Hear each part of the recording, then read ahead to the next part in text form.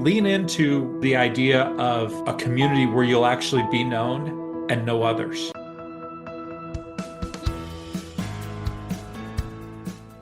Hi, I'm Carl Vaders, and welcome to the Church Lobby, Conversations on Faith and Ministry. My guest in this episode is Derek Maxson, and he and I will be talking about some of the simple ways to make sure that your church website is reaching the three kinds of people who are most likely to use it. Derek runs spiffy.church. It's an online ministry that specializes in helping smaller churches get the most from their websites using their limited time and resources.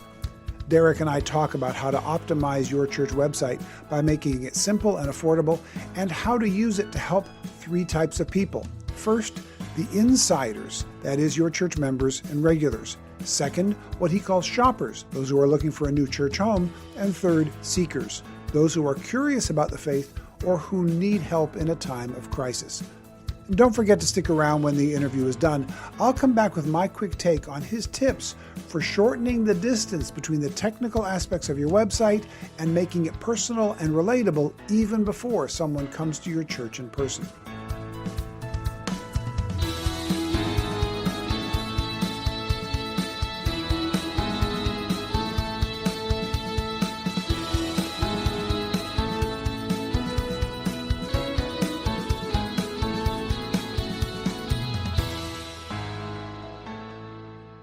Well, Derek, welcome to the Church Lobby. It's good to have you here today.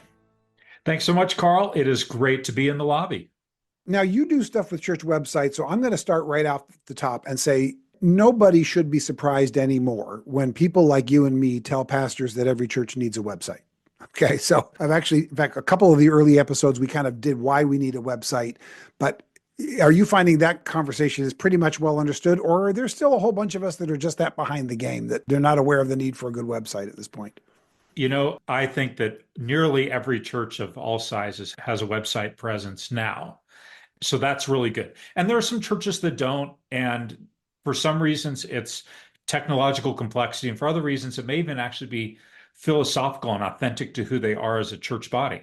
So one of the churches here in my community does not have a website. And part of their reason, I think, is related to their heritage and their doctrine. Oh, interesting. I haven't heard of that. That's a fascinating thought that I need to consider and I need to factor in now in the future, because my whole thing has been everybody's got to have one. But yeah, if people have some theological, do you know what the theological background of that might be? Is it technological issues? Yeah, it's a German Baptist background, so kind of Oh, okay. Mennonite. And Gotcha. so, having a low technology approach on that.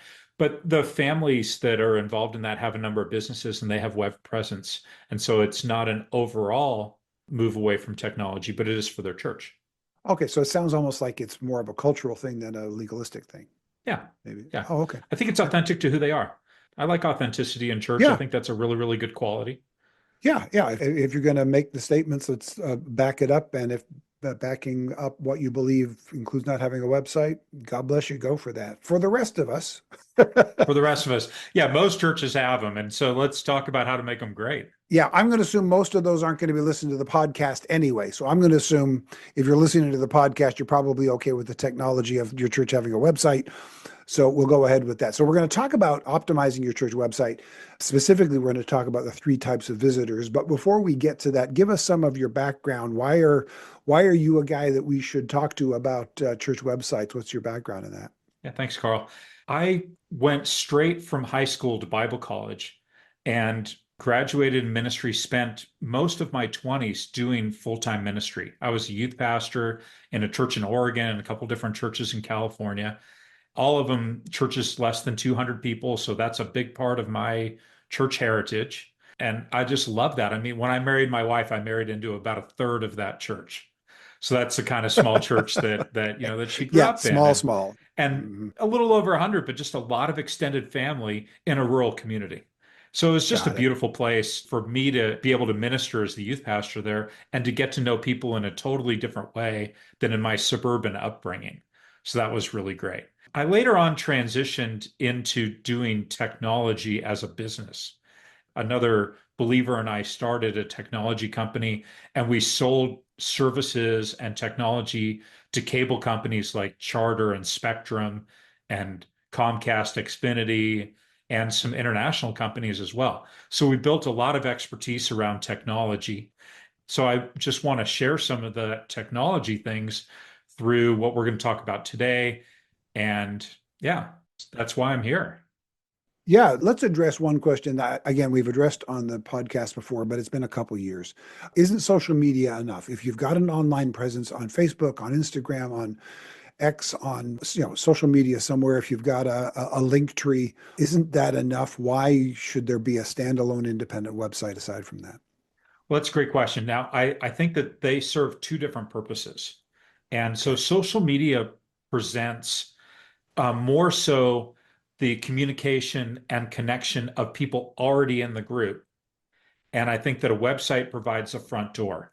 And we'll talk about that a little bit as we move forward today on the podcast today, Carl, that I don't think that churches should be putting tons of content like daily or weekly on their website, but have a good experience for people to find the resources that they're looking for as a visitor, and then have different channels by which things come about.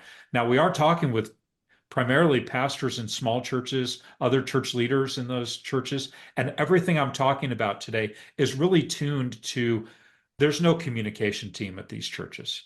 It's right. the pastor and or church administrator who is doing this work. So we want to keep it easy. We want to be presenting the front door very well to our community, authentically for who we are as a church, and without creating a ton of work.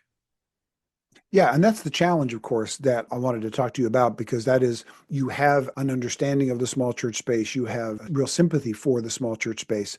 So it's not just simply, hey, everybody's got to have a website, it's got to have all these bells and whistles, that we do need to have the online presence. So let's talk about, again, a subject that we're fairly familiar with, but for most places, well, let me walk you through it this way.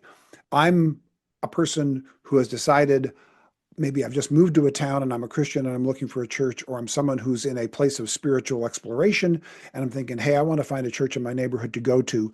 Step number one is not going to be drive through the neighborhood and see what buildings I can see, right? Step Absolutely. number one is going to be get online, get into the search engine and put in churches near me, right? Yes.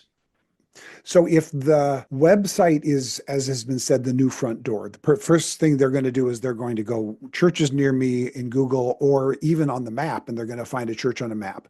That means that you've got different people that are trying to find your church, and you've got different audiences that your website should be paying attention to. In fact, you talk about there are really three primary audiences that our church should be understanding and should be created to serve, right? So what are those three audiences first? And then we can walk through them one at a time, because this is really the meat of the conversation I wanted to talk with you about today. Yeah, thanks, Carl. Yeah, there are three kinds, and I like to refer to them as the insider, the shopper, and the seeker. And so the insider is the person who is already a part of your church. And so they're looking for maybe some specific information about an upcoming event. And they may be looking for, if your church has a video of prior services, they may be looking to catch up when they've missed a Sunday. And they may be looking forward to what's coming ahead. The shopper is the person who's looking perhaps online, or they have maybe driven by the church and they're looking for information about your church to find out if your church is a good fit for them. So the shopper's looking for, can I see myself being a part of this church? And when and where does this church meet? The third audience is the seeker. And this is the person who is in a place of spiritual or life crisis and need. And they're asking the question, does this church have a way of helping me?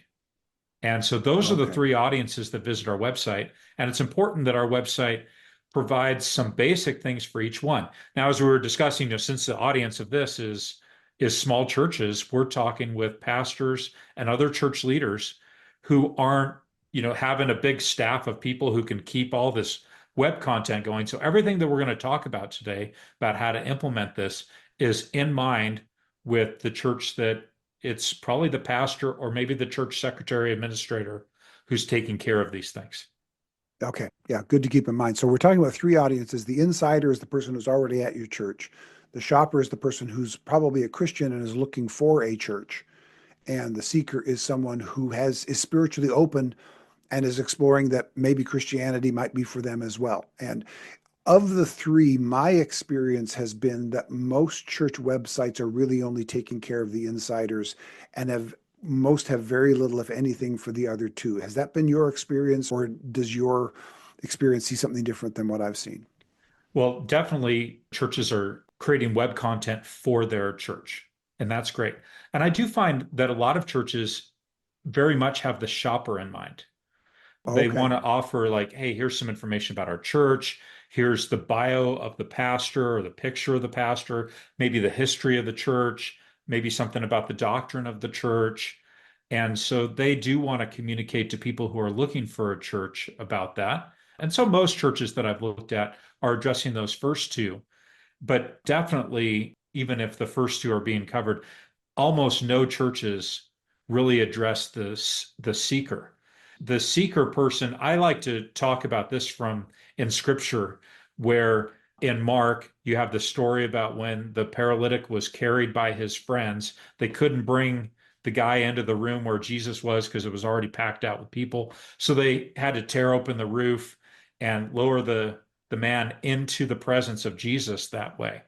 There was a distinct need that this person had, and they kind of were looking for answers for that. And so it is, I think, when people come to the website and they might be going through the grief of the loss of a family member or a friend, they might be kind of thinking through their own mortality. They might be experiencing difficulties in their marriage or their parenting or the loss of a job, or just hitting the part of life that makes you question, what's this all about? And they come to the church and they look for answers about those things. Now, some churches address that seeker with a lot of content, pages and right. pages of information, and they have programs for all of these things. But here's why this is really accessible for the small church. And because we're not creating a ton of content, creating a page for all these different things or creating some video content to address each one of these is kind of too much work for the number of visitors that are likely to come. And so the Right. key way of doing this is to provide an easy way for people to reach out to the church. I like to have the idea of a page and have a link or button at the top of the page that says, need prayer or looking for help. Click on that button, have just a short video message from the pastor of, we are for our community. We love you and we care about you. And whether you're going through this or this or this, we're here to love you and share the love of Christ with you. And then have a way that people can respond, either in a web form or a text number that people can click on and just send off a text, even if it's in the middle of the night. Then whoever's on the other receiving end of that text can reply when they're awake. And just to create that personal thing, because if there's something that small churches are really great at, it's community and loving people. And so, how can we then express the greatness of the small church experience to people who are in need any better than, I found out they cared about me? I hit a text link or an email form, and they actually contacted me and they helped me. Yeah. And that's the beauty of reaching the seeker. I love this on multiple levels. One, it's simple and easy to understand. Two, it goes immediately into connection and relationship, which is the small church superpower. As soon as you say it, I go, that's not intimidating at all. And it's very connective. So when I do my talks with pastors, one of the things that I've begun to incorporate recently is I tell them, if you are a pastor of a church of under 100, I give them an assignment. I said, here's my assignment. If you're pastoring a church of under 100, I believe you have a pastoral obligation to have a conversation with every new person who comes to your church on the first Sunday that they're there. You need to go out of your way to do that. And quite often when I do that, I can see this look of like terror. What? And I look at them and go, relax. There aren't that many of them. You know that. I know that. Right. And then because, oh, yeah, you're right. It actually, yeah, if we are purposeful about it, it's really because the only thing I can imagine as an immediate pushback against what you just said is, how many emails am I going to have? How many responses? There aren't going to be that many. But if we can give them an access to ask a question, to ask for a prayer. And if we are going to then respond to them fairly quickly, we can step past the problem of our lack of technical excellence, which most churches experience, and go straight into our relational depth, which is where we're the strongest.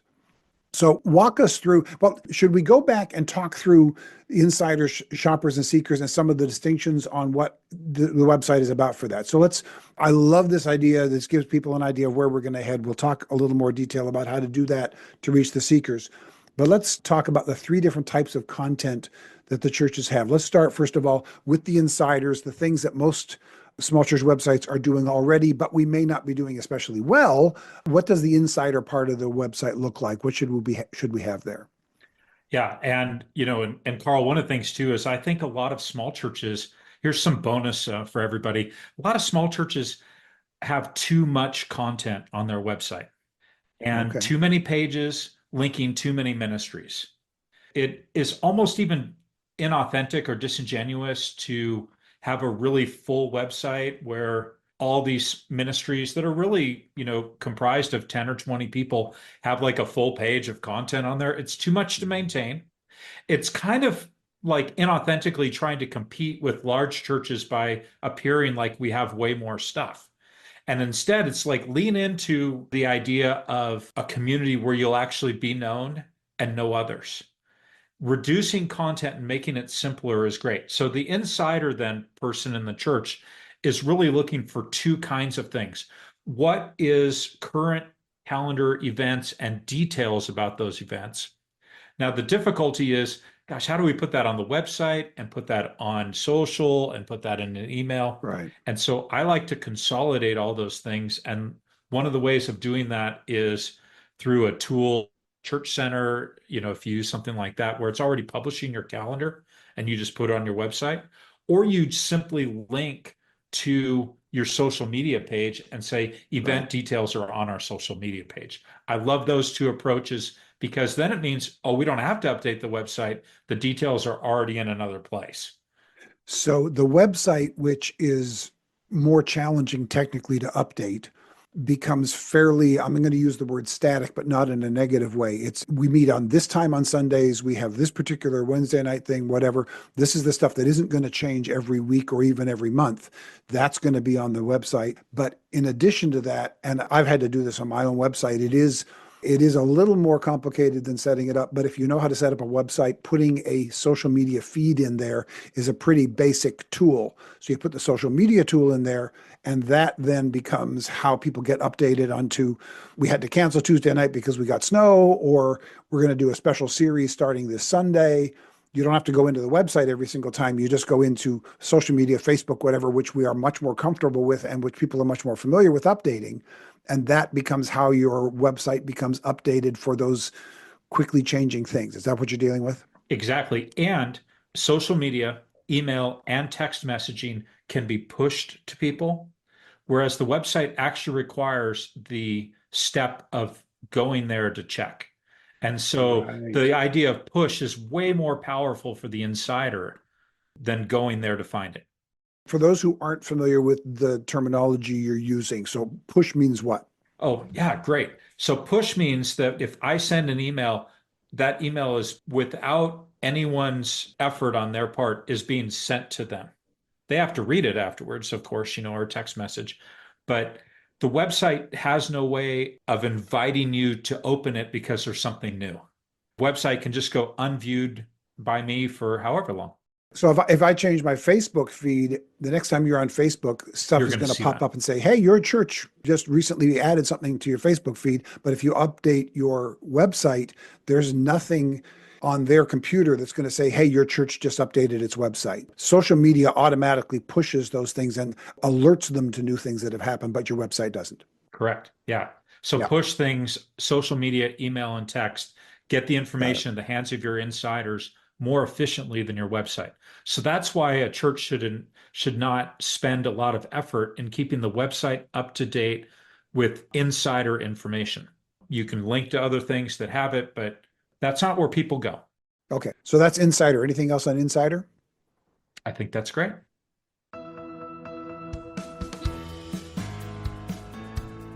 Before we continue, I'd like to take less than a minute to mention three important items. First, if you're new to this podcast, it's a product of Helping Small Churches Thrive at carlvaders.com. We provide encouragement and resources for pastors of the 90% of churches that aren't big through workshops, books, articles, this podcast, and more. Second, our current project is to raise approximately $20,000 to help us conduct small church pastor workshops in Indonesia, Malaysia, Austria, Switzerland, and Germany in 2025, including translating and printing one of my books, The Grasshopper Myth, into the Indonesian language to give for free to 1,000 small church pastors. The churches that need our help can typically afford it the least, so if you'd like to help us do this, you can support us at carlvaders.com/support. And third, you can subscribe to my free weekly newsletter and get all the latest resources and news at carlvaders.com/subscribe. Links for all of this will be in the show notes. Now, back to my interview. All right, so next one is shoppers. These are people who are not attending your church but are probably Christians and are looking for a place to worship. Is that what I'm accurately got that defined again? Okay. How does the website serve them better? Again, at the top of the page, a button or a link that says, I'm new here is a great thing, or plan a visit. Those are the language things that people are using. And on that page, you want to have the ability for people to discover some key information about the church, what it's about. You want to have pictures of actual people in the church, no stock photography that says, like, if I come to this church, can I identify myself as being a part of this group? That is the number one thing. And so if we only have stock photos, or if we have like a photo of our building or scenery from the surrounding area, none of those things answer the core question that somebody has, which is, how scary is it going to be for me to walk into your church? That's the question. Yeah, pause on that one, because that is the question that the new person has. When we're at the church, we forget how intimidating that first visit is. So you've just framed the question that they have. How scary is it? So if we're dealing with the shopper, we want to reduce the fear by giving them an understanding of what it's going to be like before they actually show up in person. Yes. In fact, I was reading a book today on this item that is, there is no welcoming church to the person who's never been to church. For every brand new person, it's all scary. Yep. And so trying to make that as frictionless as possible for people, to make it where they say, these people aren't that different from me. There's also, I think, other information that can go on that I'm new here page can be, if you want to give them any information about how to park or where to park, what kind of children's ministry things that you have during your morning services, so that people will know what their kids can expect when they're there. You can put in things about if it's kind of come as you are in terms of your dress, or if things are a little bit more, you wouldn't necessarily say, hey, you need to wear a tie if you're going to come to our church, but you put pictures on there that's going to kind of create the idea about this is what our church is like, so that somebody doesn't come dressed real casually and then feel out of place. Pictures help to give people the idea for where they're going. So those are really good things. The last thing, that if you really want to get a little bit fancy on this, is again to have a web form or a text link where people can kind of pre-register that they're coming to church. And so somebody can, oh yeah, this is fantastic, because if they go in there and say, I'm going to come this Sunday, and then you have a question on the form of, tell us the names and ages of your children, what grades they're in, and then you email back to them and you can say, hey, my name is so-and-so. I'm a part of the guest team at the church, and your daughter's going to be in this class, your son is going to be in this class. I will meet you in the lobby 5 minutes before service, and I'll help you and your kids get all acclimated before church. That way people really feel like, oh, they are expecting new people to come and they're experts at doing this. This is my ministry at my church right now, by the way, in kids ministries. When new people come in, I welcome them and I walk them to the classrooms where they're going to be, talk with the parents along the way, fist bump the little boys, whatever, and just help them find the right place and feel comfortable, and then walk them to the sanctuary when their kids are comfortable. This is brand new to me, so I want to pause on this. So a form that they can fill out saying, okay, I'm planning to visit this Sunday, or how would it be phrased? Are you planning to visit this Sunday? Do you have any questions? Fill this out and let us know. Is that how that works? Or Yeah, it's actually like pre-register for your visit is great okay, language for that. And so you really are just asking them for their name, their email, their mobile number. You can make both the email and the mobile number optional so they could hopefully give you at least one of them. And then just say, who right. will be visiting with you and the ages of your kids so that you can help them find their classes. And that person, that concierge, that hospitality person can just kind of ooze that hospitality, that First Corinthians 12, that they've been given by God to help those people. And I just love that. Yeah, no, that's a real new idea to me, and I'm warming up to it as you're saying it. My immediate thought then is, if you're gonna do it, you better do it. Yep. But it's a great place for a layperson. This isn't something that the pastor needs to do. This is something that somebody in the church has the heart for this. Right. Yeah. So if for a small church, I would imagine, I can imagine a bunch of our listeners now thinking, hey, this would be great. But my first thought, and tell me if I'm off on this, because I'm hearing it for the first time, so I'm thinking about it out loud. My first thought is, okay, in a small church, if I've got someone that I know can monitor that and is a good person to be the first person that they meet when they walk in, by all means, get that set up and have them oversee it. But if you don't have someone who's going to oversee it, if you know that you're not going to be checking that thing more than once or once every week or two, or you don't have someone that you know is going to be able to follow up and actually meet the person when they're coming, that it's better off to not have it than to have it and not follow up on it. 100%. Yeah. Okay. 100%. Yeah. Yeah. So it depends. So small church pastors, you're looking around and you've heard that. Question number one isn't, can we set that up on the website? Question number one is, do we have a follow through person that we can rely on? Yes. Okay. Yeah. And I think that this just relates to whatever a church is going to do for their guest welcoming ministry. Just think about this in terms of one element of that layer. Yeah, absolutely. Because you can train somebody into that. We're not talking about somebody who has technical expertise necessarily. You're talking about someone who is there and available and dependable and friendly, because you can train them in the technical stuff, or you can even have somebody else do the technical stuff who's going to say, hey, we got someone who asked the question, and they can even bring them up to speed. So you're talking about someone who's friendly and available, and then you can work out the technical glitches with that. Oh, the technical part is pretty much, can you answer an email and respond to it, or can you answer a text and respond to it? Really, there is no other technical elements. It's a high touch ministry, not a high tech ministry. Yeah. Yeah, which again goes straight to the strength of the small church. I love this because this is such an immediate bridge from the technical intimidation that the small church pastor feels immediately to the relational connection that the small church is strong at. So that's great. So we're still in shoppers. Anything else under shoppers before we move on to the seekers? Those are my main points there. Yeah. Okay. Yeah, that's great. Those are really simple and really practical and helpful. I love those. So the next one then is the seeker. These are the people who have some, well, it's in the term. They're spiritually seeking. They are not necessarily church attenders. They're not at one church looking for another. They haven't been attending a church in a different town and moved to your town, but they are people who are really interested in wondering, is Christianity, does it have some answers for me? Maybe they're going through a crisis. Maybe they're just spiritually curious.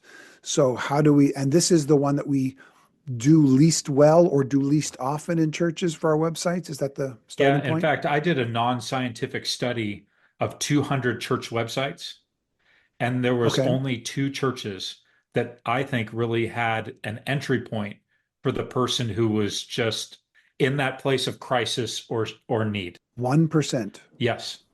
And so it's Wow. an easy way for it. Like if you have a heart for this as a pastor, or if your church has things set up for this, this is like a great way to differentiate yourself amongst people in your community who are looking for a place, just by saying, how can we help you? How can we pray for you? Yeah. It is amazing to me that so few churches, and so the primary reason why I'm doing this work actually is because I'm passionate about people who are far from Jesus connecting and knowing Christ in a life-changing way that's going to change their life and their eternity, and because we make a little bit easier path for them to get there. And Okay. so I'm Yeah. all in on it. So having this as a button at the top of the page and just the somehow communicating through your web content of we care. There's a pastor that I work with here in my area of California, a church that was down to just 30 people about 2.5 years ago and has been rebounding in their community. And he and I have been talking a lot. And one of the things that he's told me is that one of the main ways in which we have grown is because we have three people in our church who look at social media, who look for the needs that people have and that they post on their local community sharing Facebook page, and they look for them, and then they find people in the church who want to go and deliver them a bed frame or a mattress or a table that they need for their house, Mm, and they just go and help people. And their wow. church Yeah. has really grown just because then those people feel like, well, gosh, if they love me like this, then maybe this is a good Yeah. church. Yeah. And what you're doing then is you're leveraging one, places where people already are, two, needs that they've already expressed, and three, in the place that has the least relational friction, right? Because the in person, the walking up to the building, high friction, but the filling out of an intent card online that is about as low friction an entry point as you're going to get. So we want to, and I want to say this, really quickly, because I know that immediately reducing friction often gets pushback from people, but the gospel has friction. Yeah, it does, but the walk into the door shouldn't. Yeah, Let's not give them friction before they hear the gospel. Let's give them a friction free on ramp to sit in the place where they then start. Let's let the Holy Spirit work on conviction as the friction rather than us having bad technical approach as the place of friction. Those are two different things, right? We're not talking about making the gospel easier. We're talking about making getting to the gospel a little bit easier. absolutely. So, Carl, there's this plus some other information that I made in a web course for people. Yeah, you do. Because I've been just to bring everybody up to speed. Spiffy.church is your website, right? Spiffy, SPIFFY .church. And you've got some video stuff there. So walk us through first of all, you do a personalized review of churches' websites. So it starts with that. So let's talk about that, and then let's get to the videos. Or you tell me what's the best place to start for pastors to hear about how do they approach this? In many churches, the pastor is not the person developing web content. There's a really tech interested layperson in the church who puts the church web content online, but they aren't necessarily a marketing expert or know about churches, or maybe they do a great job with websites, but they just don't know some of these niche things about how a church should operate. They don't know that paradigm of the insider and the shopper and the Right. seeker. And so the video course is great. It's for any pastor or ministry leader who just wants to go through in less than an hour and kind of learn a bunch of the things that a church can do to have an effective website. Everything in that Spiffy course is really intended for churches that don't have a big communication and marketing team. So it's made for you if you're listening to this podcast. Also, Yeah. then for a fee, but not a real expensive fee, it's $99. But everybody who's listening to this podcast who goes on and punches in the promo code podcast gets 50% off. Okay. Nice. And so then just for $50, I'll go through your website and record a video as I go through each page of your website and just kind of point out the strengths and areas that you can tweak to improve them. And Mm. primarily, it's not like how can we make it look better, but that's important. But it's really how can you make it communicate what you really want to these three visitors? So that's your steps. Yeah, for 99 bucks, but certainly for 50 bucks, that you can get someone who knows how to do this to actually go to your personal or your church's website and give you a specifically tailored review of what your church website is doing well, what you could do better. As obviously that doesn't complete anything, but what a great starting point to be able to go, okay, these are the things because it's the same way for all of us, whether it's the physical building or it's the website. When you're in it all the time and you're used to it, you often don't see the things that an outsider sees. So you can give them the outsider view that we desperately need to be able to do that. And then some pointers as to here are some of the things you can correct. Yes. And so if you're a pastor and you're saying, I don't really know, I don't know technology that well. I don't even know how to tell the person in my church who's doing this what to do. Leave that to me. And so Yeah. then I'll be able to give you a tool that you can use with that person in your church who, is faithful in helping out with the web ministry and give them some tips about how to align your website. Okay, so the way to access that is to go to spiffy.church and there'll be a spot there where they can sign up for this. Absolutely. Yep.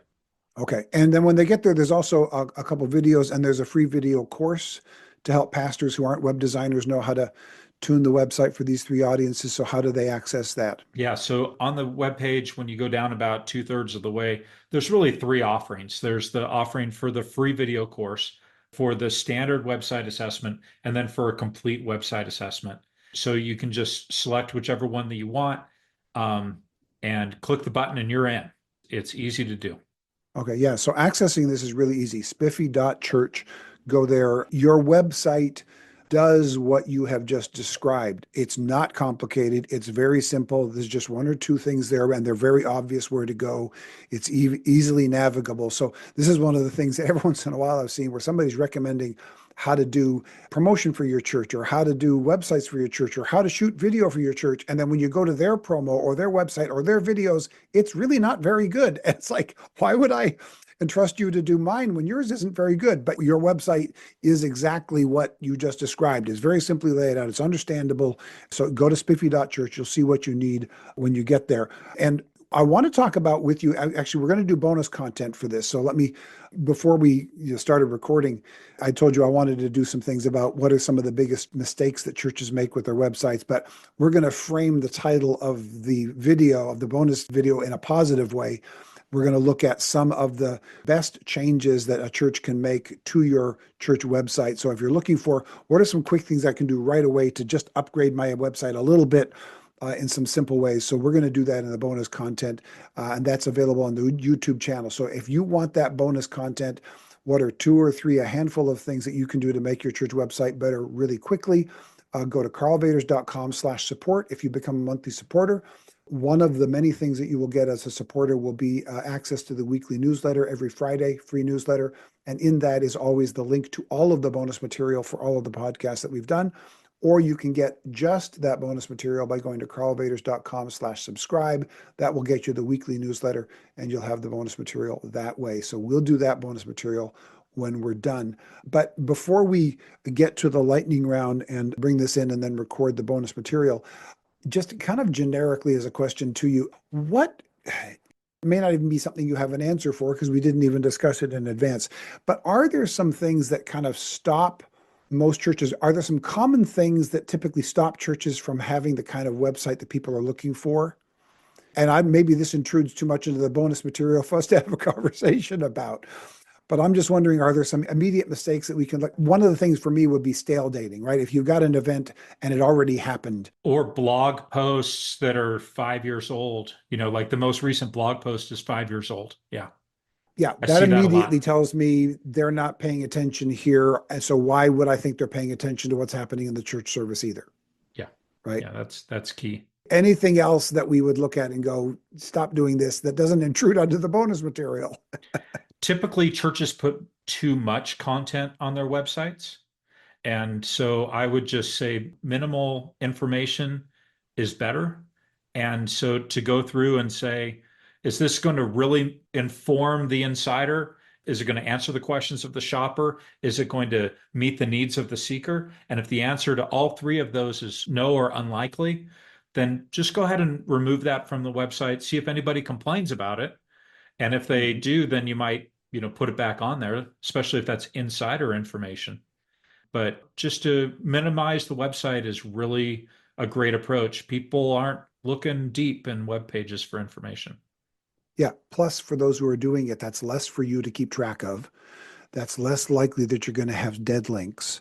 And it's less likely that you're going to have stale dated material if you have less stuff on there. Yeah. Yeah. Yeah. All right, great. Well, let's get to the lightning round for you. We got four lightning round questions for you, and then we'll take a pause, and then we'll get to the bonus material. And again, bonus material, carlvaders.com/support or carlvaders.com/subscribe, and we'll get you the links to this in every Friday newsletter. All right, let's take a look at these four questions. The question number one, what are the biggest changes you've seen in your field of ministry in the last few years, and how have you adapted to them?